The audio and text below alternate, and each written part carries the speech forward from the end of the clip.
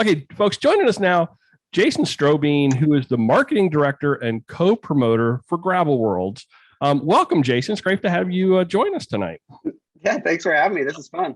First off, did I get your name right? I want to make sure that I got your name right. You actually got it right. I'm very surprised. I think you're maybe like 5 out of in my entire life. So well done. I will say I cheated. I watched the a video on your Facebook where you. Yeah. Oh, well, I'm far less impressed now, but I'll take it, I guess. And he's gone. I did take the time to go and do the research and do the homework, so there's that. Give me a little bit of credit, Joey. There you go. Where are you calling us from tonight, Jason? I am in Lincoln, Nebraska, right in the middle of the country. Oh, wow. In the middle of it all. Cool. And we're going to talk about Gravel Worlds, and y'all have a lot of exciting stuff and stuff that, that's going on this year that's new, as well as, building on the stuff that you guys have been doing for 10 or so years. But before we get to all that, tell us a little bit about yourself. Yeah. So I am the marketing director and co-promoter of Gravel Worlds. I've been on the team since early 2019. And I just quit my job like 6 weeks ago to go full time. Congratulations! So following the dream of living the bike life, which is awesome. So we've built it up to where I'm our first full time employee, which is super exciting. Awesome. And just making changes here in the cycling community in Lincoln. I guess that's the very broad overview. I worked in private aviation before that, so way different. So big change. What sparked your interest in the gravel world? In gravel in general, so I started biking kind of like everybody. I rode as a kid, and then when I went to college, there were a couple friends of mine that rode, and when I really started getting into it again was just a friend that had a bike that he let me use. So did a couple long rides on like the rail to trail. I don't know if they call them that out there, but just the limestone trails. And kind of I did the typical path. I feel like a lot of people did to gravel, where I bought a road bike and thought riding really fast on road was cool until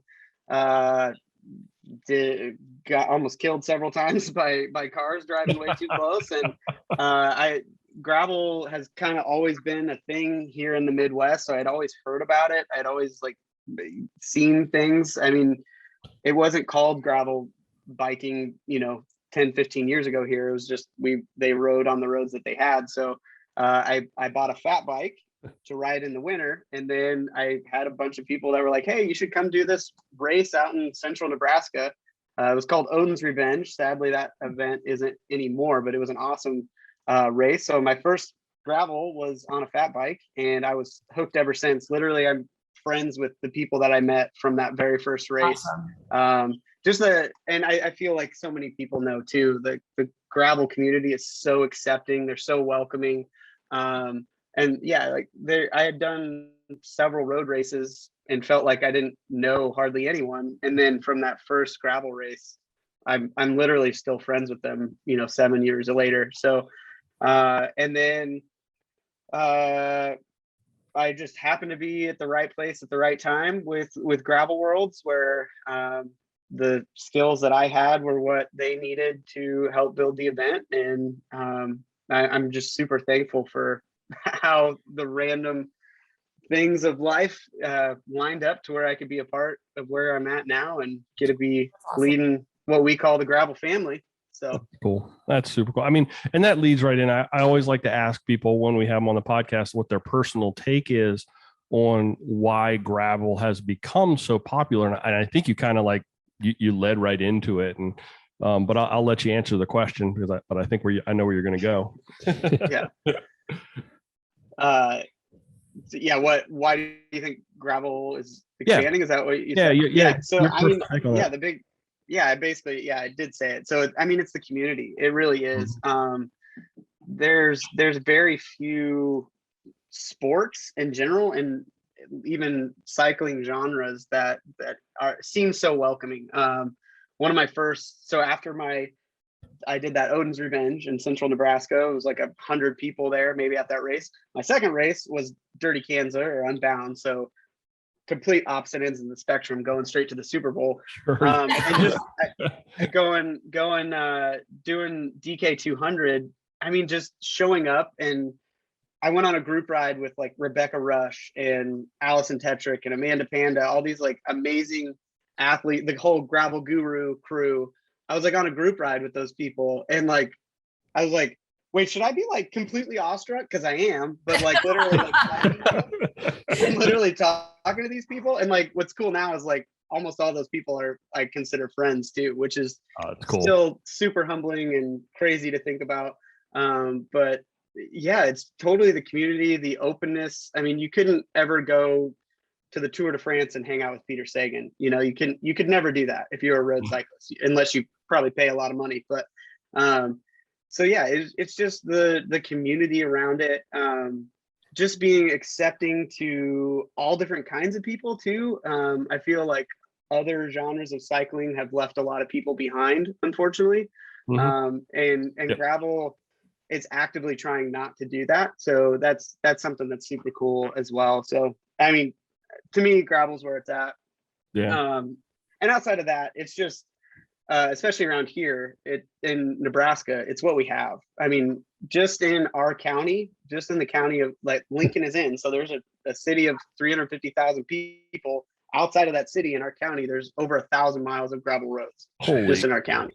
See, so Jeff, like we got 2 miles right here. we have 2 miles outside our front door here, and that's about it. We live in a bit of a wasteland, so to speak. But the gravel itch is like, oh yeah, ridiculous. We have to drive. We have to drive an hour and a half or 2 hours to find it, and but the flip side is, Joey, we both live in places where we can literally walk down in our backyard and go fish. So there's trade-offs. There's trade-offs. I took an employee and friend of mine this weekend first gravel event. I think he wants to quit, and that's all he wants to do.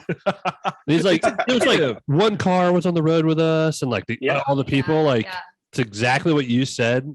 Is what Chris could talk about it for hours after his first event. And I mean, we like around here we'll do a gravel century and maybe get passed by 2 trucks and a tractor. Like that for 100 miles. So it's pretty. And they're probably not passing you at like 80 miles an hour like they are down here. No, definitely not. Yeah, definitely not. It's for the most part. I mean, you got people that don't give you space, but it just like anywhere. But it is significantly better. Yeah. It's awesome. And like, I mean, here in the Midwest, like in Nebraska, everything's set up on a mile grid. Like if you would zoom in on Google Maps, like literally everything's a mile square. So, if you run into you can't go across, you go 1 mile over, 1 mile up, and 1 mile back, and you're right back on course. So I was looking at the route for previous events just to kind of, doing my homework. And I noticed that everything was like right angles. It was like square. Yeah. It's like the whole thing. It's like when on the course, it'll be if there's like a curve, like on a course, people are like, ooh, a curve. That's awesome. Oh, that's funny.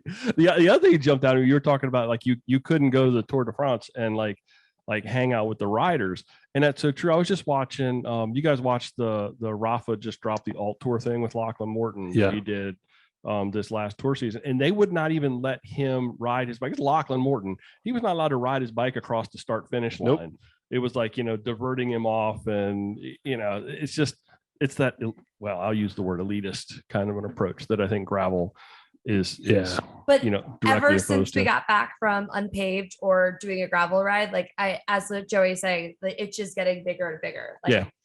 All I want to do now is like, hey Joey, let's go do it, like go on a weekend trip and go ride. Like, let's go do some, not like that, Joey, but I was excited to go ride my bike. But it's we did the same thing. We were riding with Olympic athletes during the gravel ride, and it was absolutely amazing. So now you go to Nebraska and ride with a few thousand people. I know. We'll see. We haven't confirmed that we're doing gravel worlds yet. We'll see. Well, let's talk about gravel. Let's talk about it. Yeah, absolutely. Let's talk about it. Let's talk about that shirt, because I want a pirate cycling shirt. Saying I love I've your heard about the shirt. Pirate Cycling League for a long time, and I'm like, that is the coolest. It is a very nice shirt. Yeah. So I mean, yeah, we got to start with Pirate Cycling League is our club, our team. Awesome. We kind of are the team for the teamless is what we kind of like to say. There's no entry fees, there's no annual cost. You just buy the kit. Rule number one is it's the same for Gravel Worlds, is don't be lame. It used to be don't be a dick, but too many people got angry at that. So I mean that's really, I mean, it's like the golden rule, right? So don't be a jerk, don't be lame.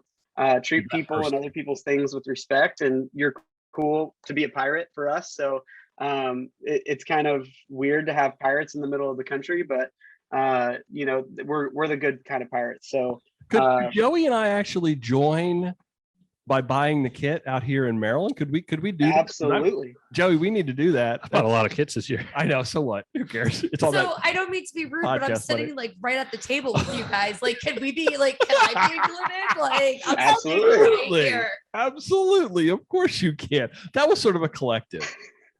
I got caught.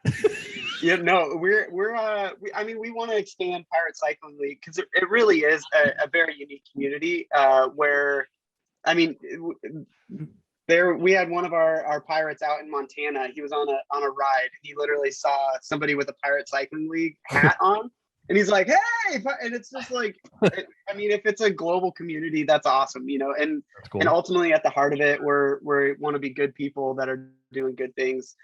We try to donate a lot of money from our event to give back to, you know, organizations that we care about, and giving back to, you know, things that we care about too. So yeah, if you want to buy some PCL kit, we'll gladly accept you. And hey, if you want to be the Maryland chapter, the official Maryland, There it is. There it is. that'd be pretty sweet. That's an invite. I heard it. we have like an unofficial official chapter in Ohio that some guy was like, can I be the PCL chapter of Ohio? We're like, sure, go ahead, let's do it.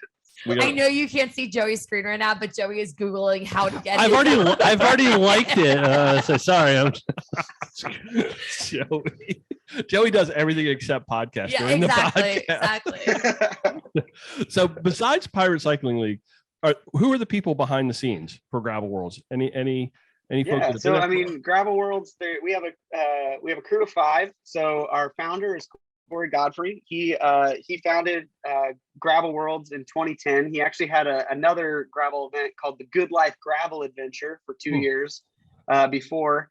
And then it was kind of a tongue-in-cheek thing because there was cyclocross worlds and there was mountain bike worlds and road worlds. And so it was like, there's not a Gravel Worlds.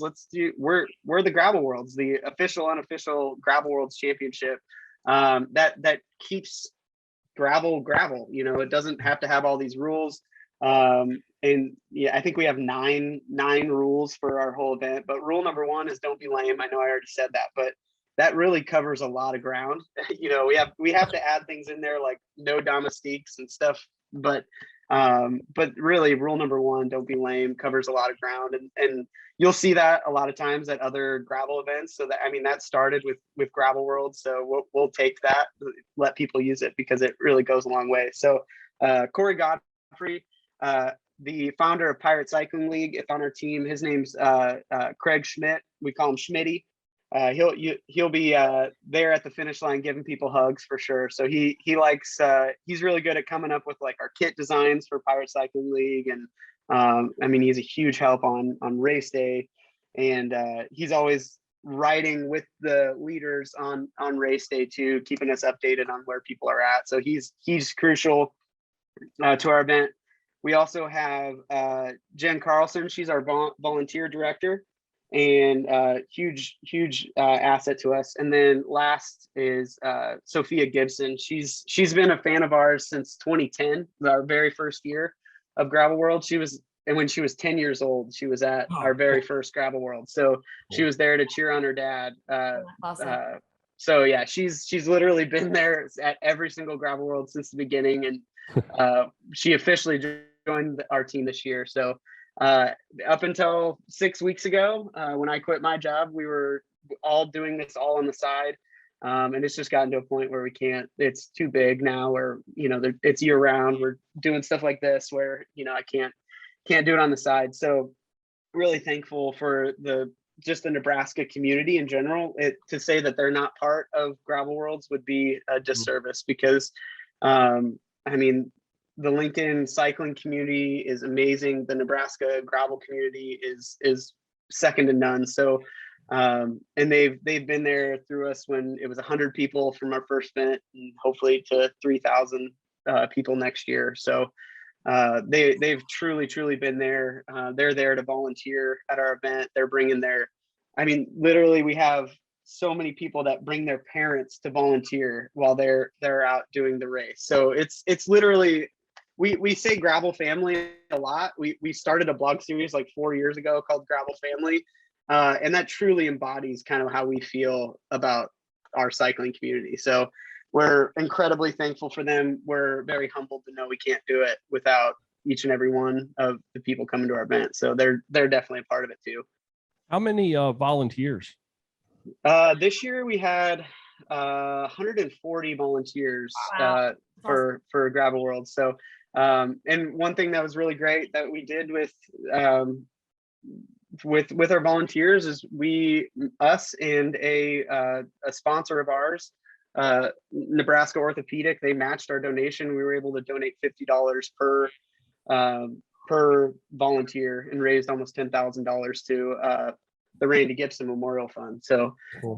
Raising money for our park system. So that was the volunteers, literally, to say Gravel Worlds couldn't happen without them is an understatement. So they make it go round for sure. So we've spent all this time. Let's go through some of the nitty gritty details about this year's event, the dates, location, all the details that everybody needs to know. Absolutely. So Gravel Worlds 2022 is going to be August 19th and 20th. So this next year we are adding also a gravel 50K ultra marathon. So run.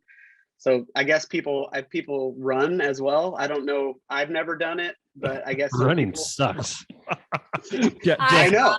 Jess is a big runner. I run. I love running marathons. She runs on. I love them.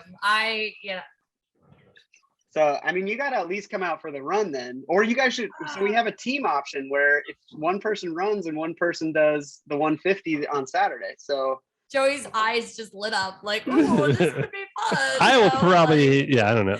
Jess and my boss need to come out and do it together. Women's teams. There we go. Yeah. I think getting a huge women's crowd from up here. I think it is a calling of mine to keep bringing more women down to these big events. So I think, I think that is something that I would like to devote my summer to doing. So there you go. Heck yeah. We have our run on Friday the 19th, and then also on Friday we have our Long Voyage 300 that leaves on Friday at 5 p.m. and they ride all through the night, and they have to finish by 11 p.m. on Saturday. So that's 300 miles of Nebraska gravel. Our main event starts on Saturday. Our main event is our 150 miles of Nebraska gravel. It'll start at 6 or 6:30. Normally we start at 6 in the dark, but we might move that back to 6:30 since our event's getting a little bit bigger. That's a lot of people to be riding at dark. So it'll be 6 or 6:30. An hour after that will be our 75. So 75, and then after that is our 50K ride. So the same route that the runners will do on Friday, we'll have a biking version on Saturday as well. So cool. we have something for everyone, from beginner to extra crazy. So, and then like I said, we have the double. So if you want to do, you can do a team or you can do individual, where you do the 50K on Friday run and then bike the 150 on Saturday, which that's crazy. That is absolutely crazy, but that is super cool challenge. Yeah. And then you guys are also doing something with a crossover with Mid-South, right? Didn't I see that? Yep. Yeah, we're doing the Mid-South Gravel Worlds double championships. So not definitely a mouthful there, but we've kind of grown up with Mid-South. They've been longtime friends of ours, Bobby Wintle and their crew down in Stillwater, Oklahoma. They're Class A humans down there. doing a lot of good down there as well. So they've had their 50K 100 double since 2017 maybe, and then this year we're adding the run. And so ultimately we wanted that to be a sign of unity in gravel, because we've kind of seen that ugly head of division start to creep in. It's happened many times in other cycling genres, and we don't want that to be in gravel. So there's no money involved. It's just the pride. I mean, we talked about the trophy literally being a jar of dirt that's half Oklahoma red dirt and half like Nebraska white rock. That's cool. So and like we might make it really cool or really lame. We don't know. Like, it's something that's so maybe cool. The only person that thinks it's cool is the person that won it. No, that beats any like metal hardware. That is so cool. I want one now. Yeah. And like do a thing where you like engrave the names of the plaques, and it has to be handed off from person, you know, you hold it. I want like a mason jar, like his moonshine. It's not moonshine for those watching maybe on YouTube. Jason's drinking moonshine. Okay, now when does registration officially open? And I know I'm just going to go ahead and lay it out there. You got something really super special going on with your shoes registration effort. So when does it open? What's registration looking like? Yeah, so I mean, first, before we need to talk about our initiative for 1,000 women of Gravel World. So a huge thing for us is opening up doors for people that want the doors to be open to them. So in addition, we opened up a non-binary gender exclusive category this year. And then we also are opening up a week early to general registration. We're opening up 1,000 women's positions for Gravel World. So that gives them, a lot of times it's that rush of registration where women kind of get left behind, or, you know, just statistically, if there's more men in there, they don't get the opportunity. So we're opening that door where if they want in, they can get in. In addition to those 1,000 women, we're going to be donating, Gravel Worlds will be donating $5 per rider. And then we have a sponsor called HMH Logistics that is also going to be matching that donation for up to $10,000 donated for those 1,000 women. That's going to go to the Nebraska NICA Grit program. Oh, cool. So that's NICA is, you know, the development program for teens and young kids to get on bikes. Specifically, their Grit program, Girls Riding Together, helps the girls in their organization, you know, get on bikes, find teams, get into races, learn the skills and everything they need to. So not only are we going to be opening up the door for more women to get into cycling at Gravel Worlds, and then who knows how many women will be inspired because of that, but we're also helping the next generation of female cyclists. So that opens on November 6th at 8 a.m. Central. So 1,000 women positions open up on November 6th. So just over a week from now. So if I had an applause button, I would hit it. Yeah, right. But, that sounds awesome. That is fantastic. That's so. That's what it's all about, honestly. That's it really is. So good to be a leader. So much of my bike riding is a combination. Like, my students who are middle schoolers love seeing pictures of me riding bikes. Like, they think my weekend adventures are so cool. And they're like, you can ride how many miles? Like, and I think like when I can tell them that, it's really, really fun and really exciting for them to see that as a female, you have these things open to you. Yes, you can go ride gravel as a female over the weekend. And I think it's a really cool thing to keep showing to people, especially middle school. Yeah, absolutely. And I think, and an important thing too, it doesn't matter for us if you're doing the 50K, if you're doing 30 miles or 300, like each one of those women has a story and an inspiration to someone in their own life. So each one of those 1,000 women has a story and has an inspiration. So we really hope that we can reach that goal. I think we will. It's a big ask to get to, but you know, I think having women like Jess that are inviting people and inspiring people to get more women out here in Nebraska. And ultimately, we want this to not just be like an exception to what's going on. We want it to be a rule for what other events can do, and hopefully give them a stepping stone of like, okay, that works. So let's follow suit and get more women into cycling. So awesome. That is awesome. That is, like I said before, if we had I need to actually get a little soundboard. You could just clap. But yeah, we could do that. I guess I could do when that. After Unpaved, it was when I was waiting for these two to be done. It was women were all together, like talking about things. Like we were talking about our saddles, and I was like, I love my Mimic. And then literally a girl chimed in and was like, I can't ride without my Mimic. And it was just really cool to see how many females there were talking about gravel and riding and all these things.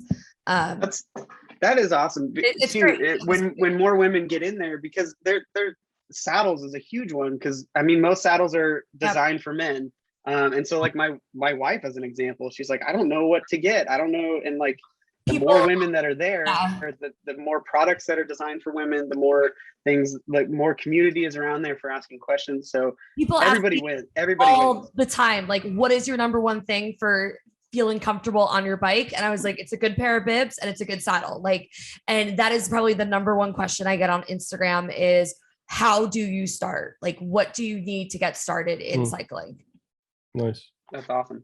So what do the routes look like? What you mentioned, Nebraska gravel, we know Mid-South is about mud. What's unique for gravel worlds with the routes? What do they look like? So the rest of the registration. So women open November 6th. Long Voyage. So we're opening up all the Long Voyage 300, all of the double and the 50K run. Those also open on November 6th. Everything else opens up on November 13th. So before I forget that. And then, so what are our routes like? The first thing we always say is Nebraska is not flat. At least not around here. So a lot of people think, Nebraska, Kansas, it's flat as a pancake. It's not flat. So our 150-mile course will have around 12,000 feet of elevation. So it's spicy. And the thing that's different with us than like the East Coast is it's just constant up or down. Like there's not going to be one massive hill that you're like, oh, that's what killed me. It's death by 1,000 paper cuts kind of thing. So it's like you're either going up like 3.5-4% grade, or you're going down 3.5-4% grade like the whole time. So it's literally rolling hills. Nebraska, our gravel is mostly pretty good, like pretty packed, where you can get rolling almost like concrete if it's dry.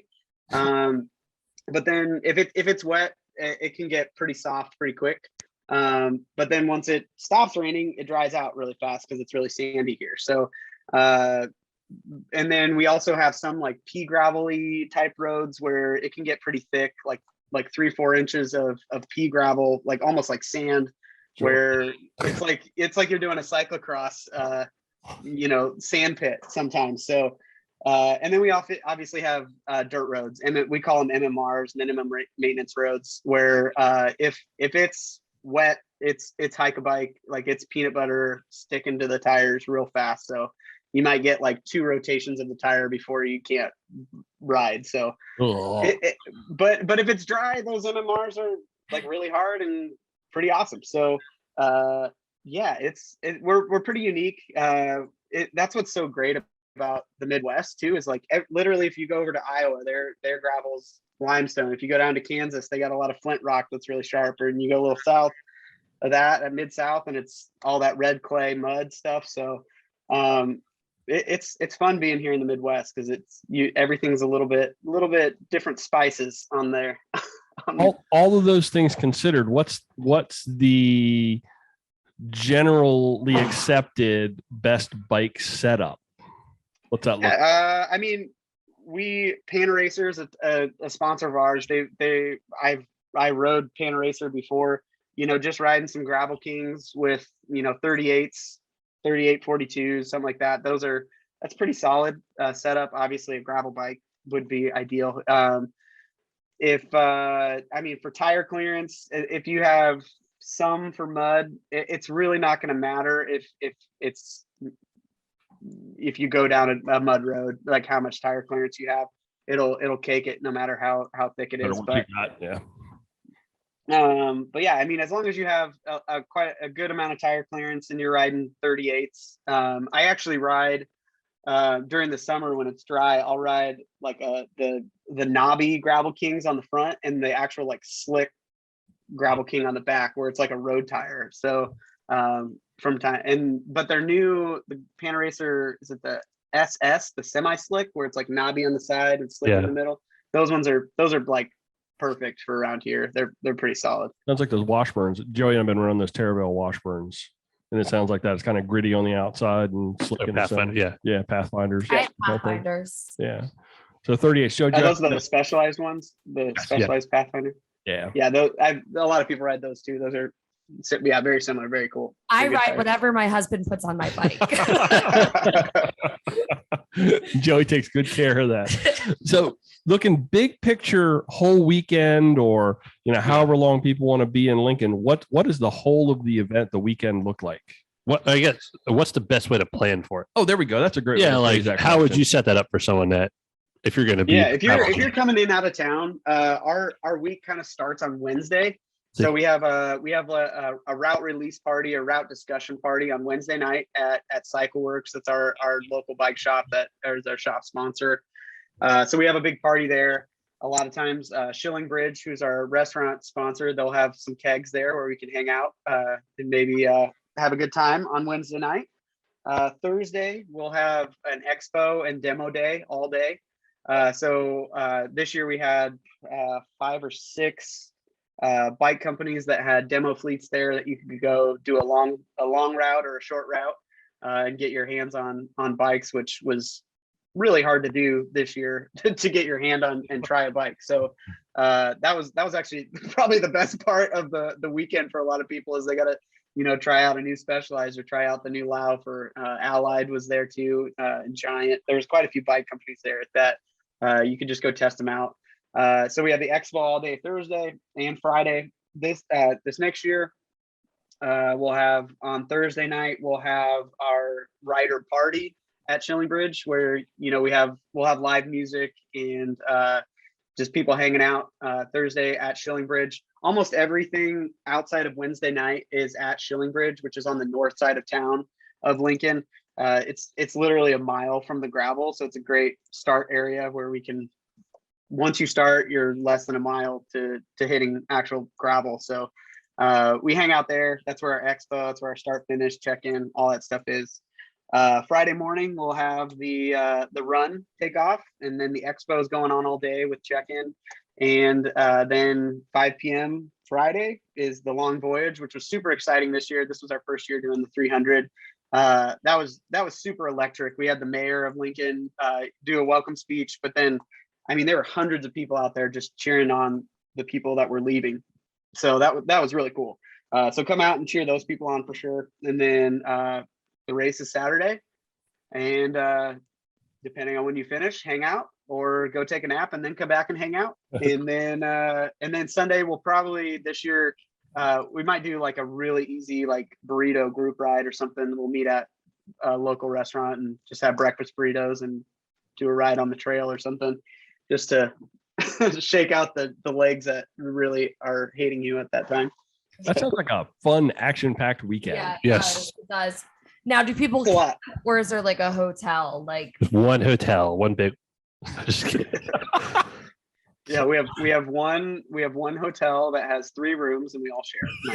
I've been like in like staying in hostels, like, and all these hostels, things, whatever they are. Like I've been doing this past month. Like I feel like nobody has like a nice fluffy bed with a nice shower for me. Like we have plenty of hotels. That's actually one good thing about Lincoln is like 2 weeks after Gravel Worlds. 2 weeks after Gravel Worlds is Nebraska football, which brings in like 500,000 people. So like the hotels don't even hardly know we're coming. Like, so the prices don't go through the roof. Restaurants you can go to any restaurant, or you can just hang out at Shilling Bridge the whole time. And they have good food and beer, which is where most people hang out anyway. But yeah, we have tons of we have an airport, we have tons of hotels, tons of things to do out in downtown Lincoln as well. So They probably do notice when they have to clean up the mud and the dirt from the lobby when all the people roll on their bikes. Yeah. We do have one. Our main hotel is the Graduate, which is right downtown. It's like 4 miles from the start. It's literally right down the interstate. You just go straight north of town and you're right at the start line. They're really awesome because on race day, they start serving breakfast at like 3:30 in the morning. So riders can start getting food and, do whatever they need to do to get ready and then head out to race day. Pretty early start since we start at 6 or 6:30. So yeah, they start serving breakfast really early, which is awesome. And I think they also do like a to-go bag breakfast too, where you can just, if you're like most people and don't want to get up earlier than you have to, you can just grab it and go. Joey, make a note of that hotel name so that we can not make reservations there until like we miss the window to get it. They're pretty bad at booking stuff until like the last minute. Me. Okay, Jason, any shout outs for event sponsors? Any folks you want to call out? Yeah, I mean, the biggest one is we need to give some love to HMH Logistics, who's matching our donation for that 1,000 Women initiative. If you're a farmer or construction, if you need any kind of big equipment hauled around the country, they can help move it for you. So huge thanks to HMH Logistics. They just came and they're like, what can we do to make it happen? And we just said, you want to donate some money? And they're like, yeah, let's do it. So up to $5,000, which is huge. So thank you to them. And then we have all of our sponsors listed on our website. So yeah, thank you to all of our sponsors who make it happen for sure. So. And what is that website? So folks, if they want to find out more, can go. Oh, it's Oh, okay. I found the hotel where to stay on the website for all you folks. So sorry, Jason. Gravel-worlds.com. Yeah. /race-day, and you can find where to stay. There you go. Thank you, Joey. Yep, we have. Yep. And I'm sure you've got Race all your socials and Instagram and all that stuff is all linked off of the website. So we'll just. Yep. We even got a TikTok now. We have a TikTok. Watch out. Got Jess very excited. I hate TikTok. If you need me to make a TikTok for you guys, you just let me know and I'm all for it. Okay. Okay. And it might be on my Peloton. Like, let's be real. Like, I ride my Peloton in the morning. So you were going to ask that question, Jess. I was, but you said that somebody might mock me. No, I did not. I did. I said, Joey said that. You had a question for Jason about training on a Peloton. Yeah. Just hold on one second. Joey actually called me after I sent that text and said, why don't we not talk about the Peloton? So I know right here. Well, I'll give you the chance. So could I train for Gravel Worlds 150 on a Peloton? I mean, you could. I mean, I'm not going to say you can't, but in so many ways that would suck. So, okay. So terrible. I think the big drawback would be bike handling requirements. What the gravel's going to do to your bike. Yeah, that would be the hardest part. Yeah, you can't. Terrible at bike handling. You also can't. Why we should go. So probably don't stay on the Peloton. I think it's actually made it worse because like I'll spin my legs and I'll stop for a second, like grab a drink of water and then keep going. Oh, I've noticed that. And I think Joey has noticed that it's gotten exceedingly worse since I've been riding my Peloton. Oh. Okay. Well, use it for fitness. You would absolutely 1,000% be there from a fitness level. Exactly. But I think mentally from what the gravel is going to do to your body, what the gravel is going to do to the bike, the way you're going to feel at the end of the day, the bike handling. And I think the all those only things way we know about all these things is if I test it out. That's it. Oh, there we go. That's the only way we'll know these answers. Well, Jason, listen. It is. I want to thank you for joining us tonight. Yeah, thank you. Yeah, it's been a great conversation. This was awesome. Now, we always ask our guests if they would like to stick around for this or that. I'm not going to really give you a choice. You're going to stick around for our this or that. We don't usually ask. We just got to dive into it. No one has said no, though. Well, I haven't let them. That's why. Okay, so this is the order of operations. I've got 4 this or that's this week. I'm going to toss it over to you, Jason, first, then Jessica. Then Joey. Do I have to explain my answer? Or I just say. Usually, that's the best way. Is you can explain, you cannot explain. It's totally up to you. How you show your work. Show your work. Mine will be a 5-minute answer. Joey just rambles and rambles. Okay, our first item All of right. this week's this or that. Would you rather accidentally open a chamois butter packet and eat it, or accidentally open a goo packet and spread it on your nethers? Oh man. I remember that. Oh man. I mean, is it safe to eat chamois butter? Like, would that like? I have no idea. Let's find I out. think I would rather have sticky balls than maybe die. So chamois butter is one of our sponsors. So if chamois butter is edible and I don't know that, I'm sorry. I mean, Is it edible? This little packet was next to my goo packet last week, and I could see where you would mix that one up. Oh, yeah. Like you're drained like mile 120 in, and you just ripped the wrong packet because I keep a couple of these in my bag. It would take. Oh, you know it's happened though. Like, there's no way that hasn't happened. Oh yeah. If we've had anybody out, any listeners, we're gonna do a I was listener gonna call. say, any listeners, call on in if you've eaten your chamois butter. Long time caller, first time listener. Yeah, call in. Chamois butter's great on toast. Jess, what would you rather do? I think the texture of goose is disgusting. Like, I think it is disgusting. So I'm definitely going with eating chamois butter. Just happen to have it all. Yeah, you can tell we are a bike house and we have chamois butter in our kitchen. You can tell. I'm gonna write them an email tomorrow as like a concerned bike shop. Like, what if one of my customers accidentally ate a little tiny chamois butter packet? doesn't say on that? I literally cannot stand eating the goo packets anymore. They're disgusting. I can't. I'm just not anything goo. The brain. Have you tried the new like hydroponic ones or whatever? They're like a little bit more watery. They're actually that would actually solve my problem with them. But they're quite good. Getting back to the question at hand, I just don't want. I agree. The sticky and you would be a lot sharper in them because you put the chamois butter on early in the day. But I guess the packets are kind of like mid-ride things too. So the whole idea of being like in the bonk zone and accidentally doing one or the other. I think I had 15 goo packets 2 weeks ago and like 14 of the gummy packets. What what concerns me? And I might have been one ride. Oh yeah, like it was it was a very vigorous 100 miles. What? Oh, I was trying. I don't think you need to eat that many. Oh, I did, and I nutrition. So I've done long rides and messed up nutritionally. Like Dirty Cans as one of them. And I said I'm going to finish this thing. So I made it an eating contest.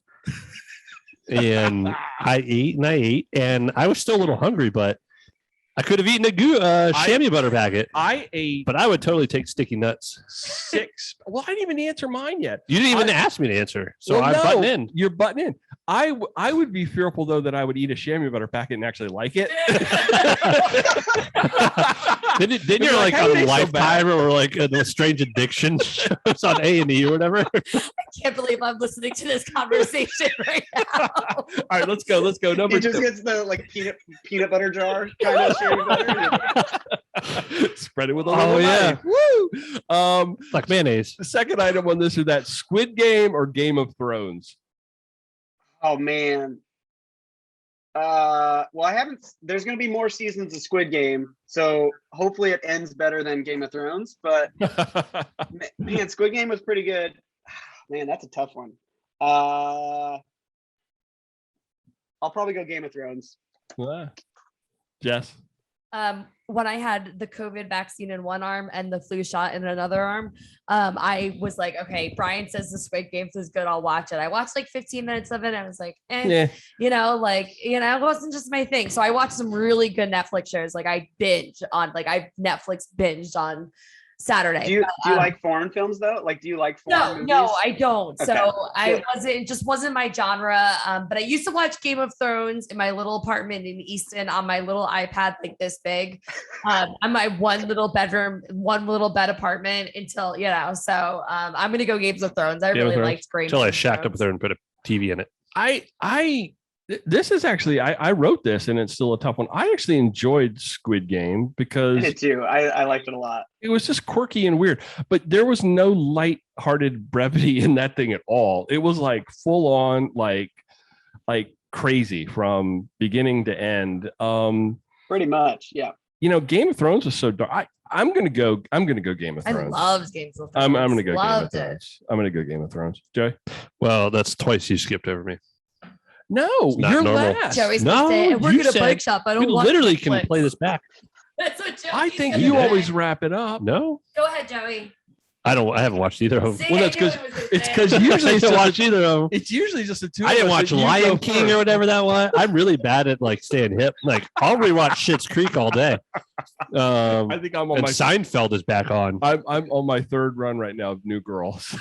Yeah, that new girl too. I'm the third. I'm literally the third time through Big Bang Theory right now. I'm like about to finish it the third time. I watched Big Bang last night. Yeah.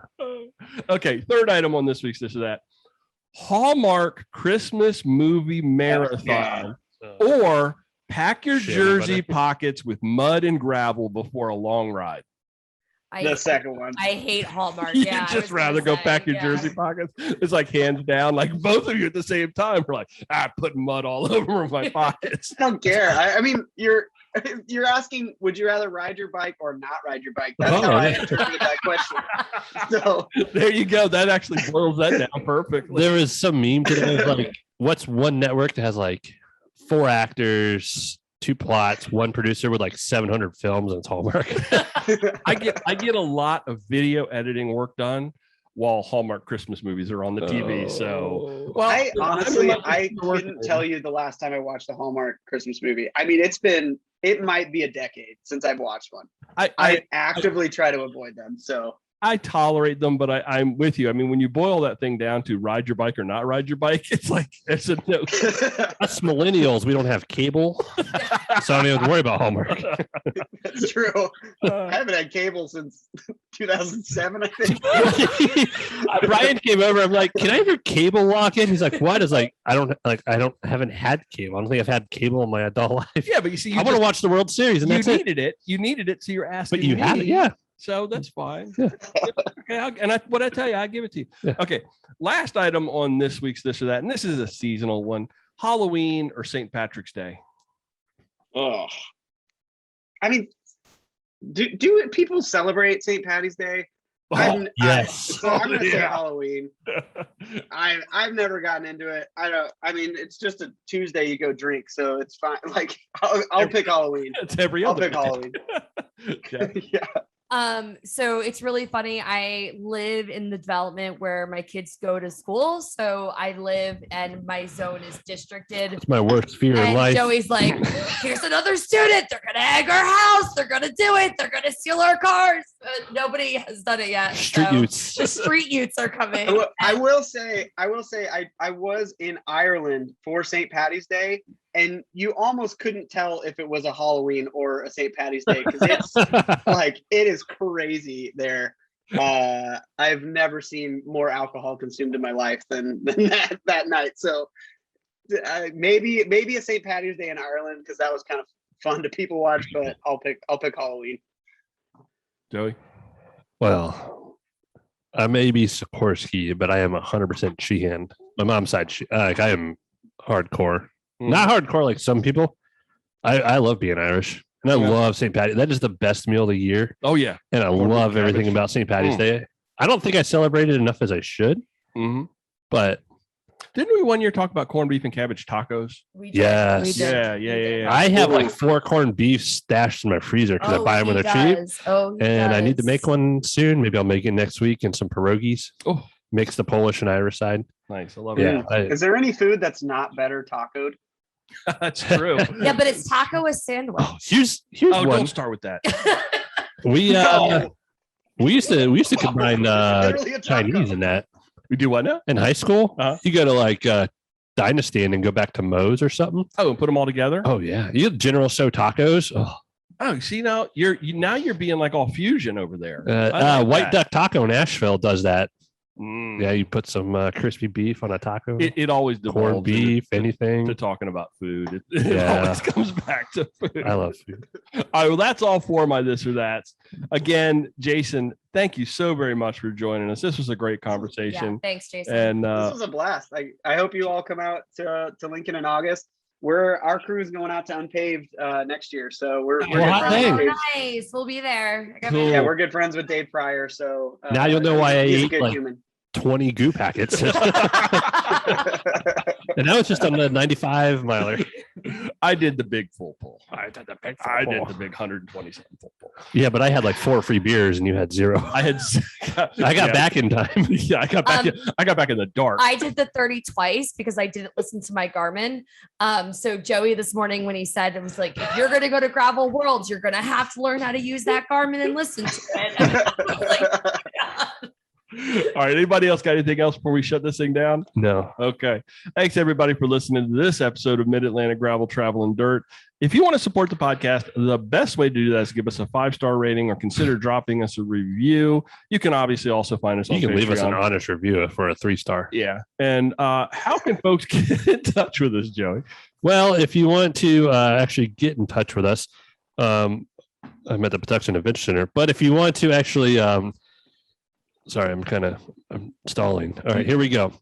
Literally, Our website's at graveltraveldirt.com. Our Instagram is at Mid-Atlantic GTD, where I posted today. I was in Emporia, Virginia. Okay. Not Emporia, Kansas. Our Wookiee contest is extended one more week through the month of October. So if you want to call us and leave us a voicemail of your best Wookiee impersonation, our phone number for that is 410-474-8345. Please call it. Leave a voicemail. Best Wookiee impersonation next week. I will draw the winners. Okay. And I'll send you some swag bag. We're gonna keep at that until we get somebody to Wookiee. Yeah, I need that. I'm gonna get Jason. I'm gonna get Dave. I'm gonna get everyone. Yeah, but you got to do it on the voicemail. I gotta make the. You got to make. Come on, I don't get an auto entry there. It's already saved. You got the audio. Folks, Mid-Atlantic Gravel, Travel, and Dirt was recorded this week from right here in Joey's kitchen in Solomons, Maryland, all the way out to Lincoln, Nebraska. Thanks for riding along. Until next time, do good, be nice, go slow, respect others. Love you. Bye. Love you. Bye. Love you. Bye. Thank you again. Don't be lame.